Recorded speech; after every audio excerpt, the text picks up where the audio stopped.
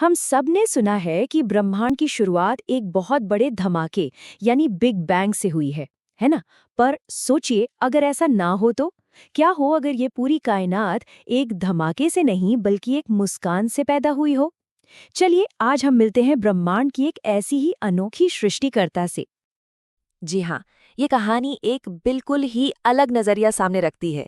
एक ऐसा नज़रिया जहाँ ये पूरा का पूरा कॉस्मोस किसी हिंसक, केओटिक धमाके का नतीजा नहीं है, बल्कि एक शांत, गहरी और कह सकते हैं आनंद से भरी मुस्कान की देन है। तो एक मुस्कान से बना ब्रह्मांड, ये कहानी है देवी कुष्मांडा की, वो दिव्य शक्ति जिन्होंने तब अस्तित्व को जन्म दिया जब कुछ भी नहीं था। मतलब सचमुच कुछ भी नहीं, सिवाय एक घोर असीम अंधकार के। एक पल के लिए सोचकर देखिए, एक ऐसा समय जो समय की शुरुआत से भी पहले था। ना कोई तारा, ना कोई ग्रह, कुछ भी नहीं, सिर्फ एक अंधहीन असीम अंधकार जिसे शून्यता कहा गया। पर यह सिर्फ खालीपन नहीं था, नहीं, ये तो अनंत संभावनाओं से भरा एक ठहराव था, प्योर पोटेंशियल। और फिर उस असीम शून्यता में एक बदलाव आया। देवी की एक बहुत ही कोमल और शांत मुस्कान, और उस मुस्कान ने एक ऐसी अथाह ऊर्जा बिखेरी कि वो जो आदिम अंधकार था वो पल भर में दूर हो गया। तो सोचिए, कोई धमाका नहीं हुआ, कोई शोर नहीं, बस चेतना का एक शांत और आनंदमय विस्तार था। अब उनके ब्रह्मांडीय नाम का रहस्य, कमाल की बात है ना? सिर्फ एक मुस्कान से पूरा ब्रह्मांड बना देना। इस अद्भुत शक्ति का जो राज है वो खुद देवी के नाम कुष्मांडा में ही छिपा हुआ है। असल में संस्कृत में कुष्मांडा सिर्फ एक नाम नहीं है, ये तो अपने आप में एक पूरी परिभाषा है, एक डेफिनेशन, जो ये बताती है कि उन्होंने ब्रह्मांड की रचना की कैसे। चलिए इसे थोड़ा तोड़कर समझते हैं। कु का मतलब है थोड़ा सा या एक सूक्ष्म मात्रा। ऊष्मा का मतलब है गर्मी या ऊर्जा। और अंडा का मतलब है ब्रह्मांडीय अंडा। तो इन सब को जोड़कर मतलब क्या निकला? मतलब ये कि उन्होंने अपनी अनंत इनफाइनाइट एनर्जी का सिर्फ एक छोटा सा हिस्सा, एक जरा सा अंश इस्तेमाल करके पूरे के पूरे ब्रह्मांड को जन्म दे दिया। और यही बात इस कहानी को बहुत खास बनाती है।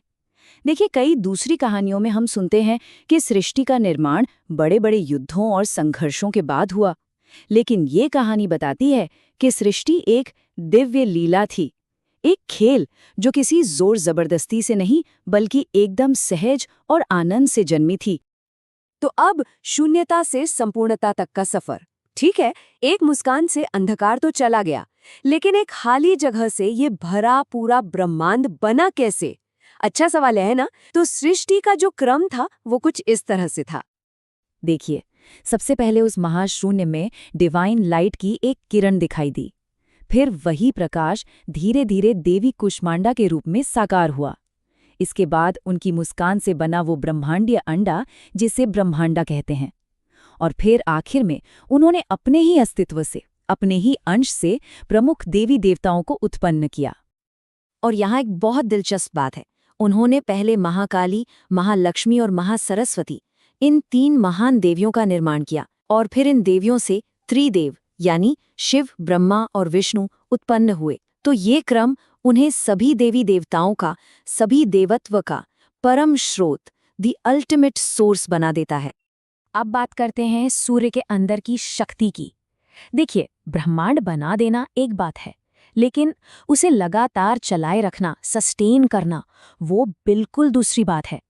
और देवी कुष्मांडा की कहानी यहीं खत्म नहीं होती, क्योंकि वो सिर्फ सृष्टिकर्ता नहीं बल्कि पालनकर्ता भी हैं। पूरे ब्रह्मांड में कोई और नहीं, सिर्फ और सिर्फ वही एकमात्र ऐसी शक्ति है जो सूर्य के कोर में, उसके प्रचंड ताप वाले केंद्र में रह सकती हैं। और वो वहां सिर्फ निवास नहीं करती, बल्कि वो ही सूर्य की ऊर्जा का असली स्रोत है। असल में उन्हीं की दिव्य शक्ति प्रकाश और गर्मी में बदलकर पूरे ब्रह्मांड में जीवन को बनाए रखती है। Sun's energy is basically her energy. तो अब आते हैं इस कहानी के दर्शन पर, सृष्टि का आनंद दर्शन। आखिर इस पूरी कहानी का मतलब क्या है? इसका जो सार है वो एक बहुत गहरे ब्रह्मांडीय सबक में छिपा है। देखिए, एक तरफ है बिग बैंग की धारणा जो कहती है कि ये एक केओटिक, एक रैंडम फिजिकल इवेंट था। और दूसरी तरफ है ये दिव्य मुस्कान, जो एक सचेत, इरादे से भरा और आनंदमय कार्य था।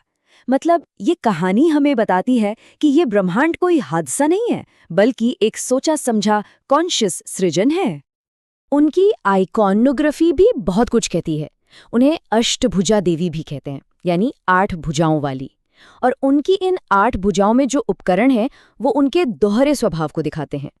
एक तरफ देखिए, कमल और अमृत कलश जैसे उपकरण हैं जो सृष्टि और आशीर्वाद का प्रतीक हैं। तो वहीं दूसरी ओर त्रिशूल और तलवार जैसे अस्त्र भी हैं जो बुराई का नाश करके व्यवस्था की रक्षा करते हैं। एक परफेक्ट बैलेंस। और ये बिल्कुल फिटिंग है कि उन्हें अनाहत चक्र यानी हमारे हार्ट चक्र से जोड़ा जाता है। क्यों? क्योंकि उनकी जो रचनात्मक शक्ति है, एक मुस्कान, वो असल में प्रेम, करुणा और आनंद की सबसे शुद्ध अभिव्यक्ति है। और यही तो वो भाव हैं जो हमारे हृदय चक्र का केंद्र है। तो आखिर में ये कहानी हमारे सामने एक बहुत गहरा सवाल छोड़ जाती है। अगर ये पूरा का पूरा ब्रह्मांड एक मुस्कान से जन्म ले सकता है, तो क्या इसका मतलब ये है कि असली शक्ति और सृजन का स्रोत ब्रूट फोर्स या ताकत में नहीं, बल्कि एक आनंद से भरे हुए दिल में है?